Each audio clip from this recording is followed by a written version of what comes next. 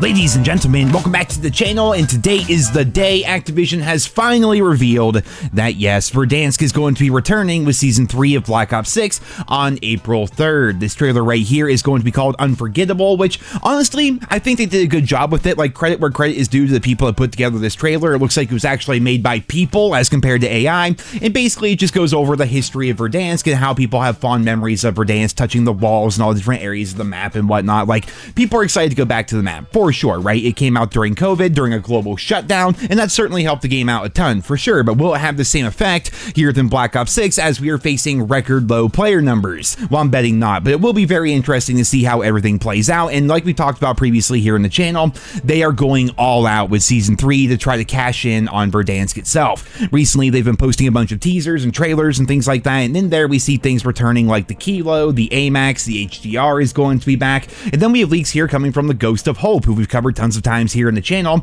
Here we see Verdansk map updates, new and returning, are planned throughout Black Ops 6 seasons and beyond, potentially to keep players interested. They're not going to keep the map as the OG March 2020 version forever. Then we see the Grau is reloaded, or Season 4, and then no water on Verdansk. That's all well and good, but will it actually bring back the player base? Because I'm betting not, given the very state of the Call of Duty franchise as we see it right now. In a recent video, we just covered that they're looking for somebody to basically run the anti-cheat for the Call of Duty franchise. They're looking for like a manager, somebody to oversee the entire project, and we are less than a month away from Verdansk coming out. So if they drop this map and it's full of bugs, full of hackers, full of cheaters, full of problems, oh my god, what might actually happen to the COD franchise, man? The player base may go down even further, because I have a feeling a lot of Warzone fans are basically just waiting on Verdansk, and if Verdansk fails, then who knows what might happen to the COD franchise. We've seen the leaks and rumors previously stating that should Verdansk not bring back all the players that left, then Warzone itself may actually shut down, which is pretty freaking crazy. And right here in this video, I want to put to bed the rumors, the allegation, the theory almost, that the Steam numbers that we've covered here on the channel are not accurate. Nobody cares about Steam numbers. Who plays on Steam? Everybody's on Battle.net, this, that, and the other thing, right? So as we know, Steam is the only place we can accurately judge the player count for the Call of Duty franchise, and they even say in Steam charts themselves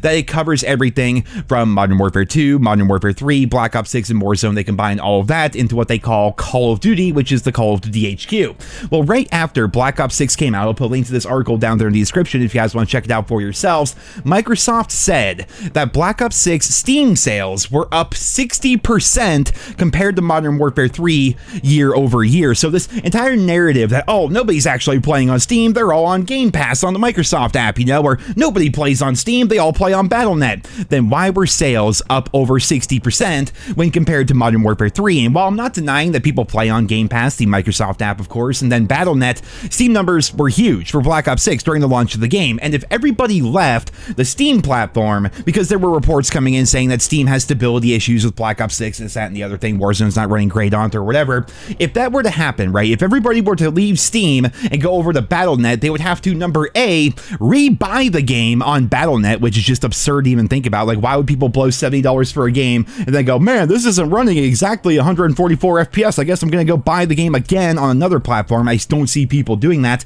And then number B, why is it that they lost 43% of their player base in December, then another 34% in January, then another 11% in February, and so far over 6% here in March? The idea that everybody left Steam because there's some performance issues in Warzone or whatever is just ludicrous to me. If that were the case, they would have lost all their players essentially right there in December while they were still within the refund period according to Steam's refund policy. But no, they lost 43% of their players in December, another 34% in January, 11% in February, and now over 6% so far here in March. This is the lowest player count that we have ever seen in the COD franchise ever since they implemented the COD HQ. The entire idea of the COD HQ is to artificially always make COD look good, right? You combine all the games together. Modern Warfare 2, Modern Warfare 3, Black Ops 6, Warzone, campaign, multiplayer, zombies, private matches, custom games, all that stuff, you know, you combine it all under the Call of Duty umbrella, so it always makes it look good. But according to Steam charts, this is the lowest it has ever been. The next closest we were to the player count is right here in September of 2023 when we were at the end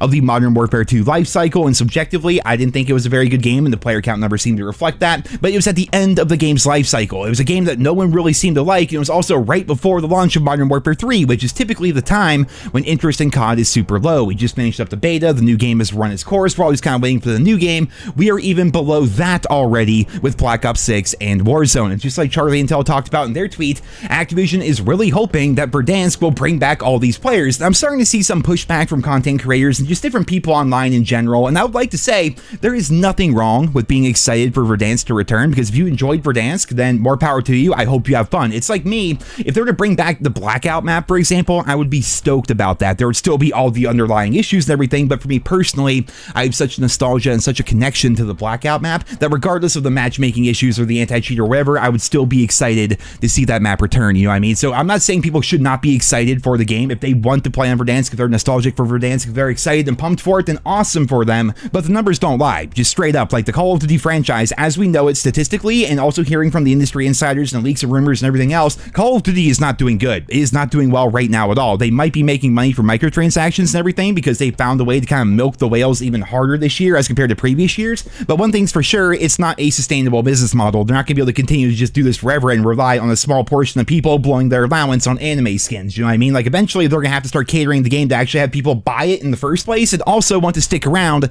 and play the game the entire year. Most games have that issue. It's something that the devs have to tackle pretty much every single year across the entire games industry. When you first launch your game, you're going to have that initial peak, and then you're going to try to keep those people for as long as humanly possible, and that's why you have things like the season model, which basically every game has adopted now, battle passes and events and things like that. They do all these different things to try to keep fans engaged over the course of the year, and according to Ghost of Hope, they're going to be doing that with Warzone and with Verdansk as well. The problem is that formula is not working for the COD franchise right now because fundamentally, the game is not enjoyable to play for the vast majority of the player base. And I think it's safe to say that considering how many people have left the game and the very nature that Activision themselves are considering canning Warzone because it's not even that profitable for them anymore. I mean, all they have to do is keep the lights on, essentially, just make the game actually work and Warzone's going to be profitable, but even then, they're struggling to do that. That is how down bad the COD franchise is right now. Activision have essentially put themselves in a spot where their only way out, aside from, you know, fixing the game, having a working anti-cheat, getting rid of skill-based matchmaking, reducing the effect that AI has on the overall quality of the game, banning people for so much as talking in game chat and everything, like,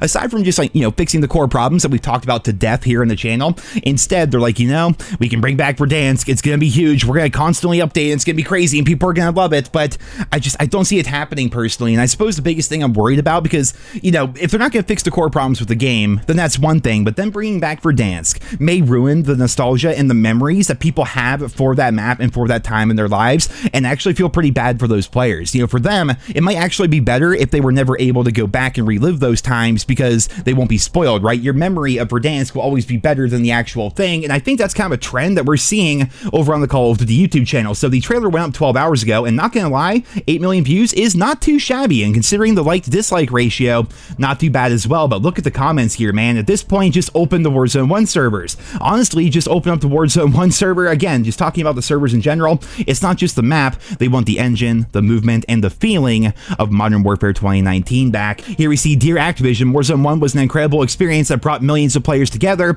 The unique movement mechanics, smooth gameplay, and overall feel of the original engine made it one of the best Battle Royale games ever. Many of us miss the fast-paced action, skill gap, and nostalgic moments from Verdansk and Caldera. We kindly ask that you consider bringing back Warzone 1 servers and its original engine, even as a separate mode or legacy version. The demand is huge. We believe it would be a great decision for both the community and the company. Thank you for listening to your loyal players. Just open the Warzone 1 servers, let's play OG Warzone. If they literally brought back the OG Warzone engine and this was the same as it was back then, I would genuinely be a happier man in this life. The Activision, the map wasn't the problem, the game was. It goes on and on. Basically, they kind of find themselves in the situation that the World of Warcraft community found themselves in years and years ago. The idea was people got tired of the newer expansions and newer updates and everything. Basically, they wanted to go back and play the older version of the game, but Blizzard kept pushing back until eventually they released World of Warcraft Classic, which is pretty popular. It's not as popular as what they call retail, like the newer, like updated version of the game, but people enjoy Classic for sure, and Activision might find themselves in a situation where the best thing for them moving forward might not be to try to shoehorn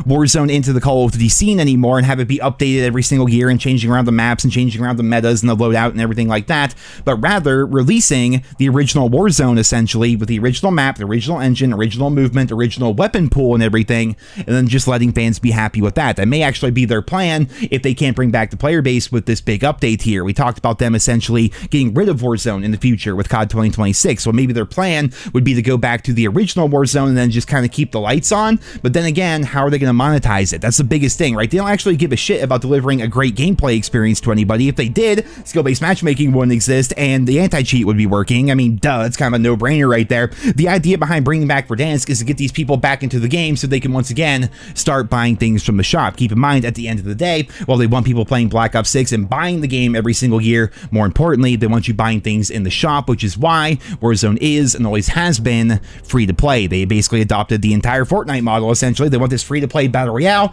that's completely full of skins and all sorts of cosmetics and crazy stuff, and then people are incentivized to buy that crazy stuff. There's kind of a reason why, and we've talked about this so many times over the years, but there's a reason why every time a new weapon seems to come out, it's like the new meta in Warzone. Sometimes it isn't. Sometimes like one gun sticks around for way too long and really overstays its welcome, but in general, when they add new weapons to the game, it's like, wow, look at this OP new gun. Now I could grind the battle pass, which will take forever, or I could just buy this shop bundle and get the gun instantly with most of the meta attachments already equipped to it.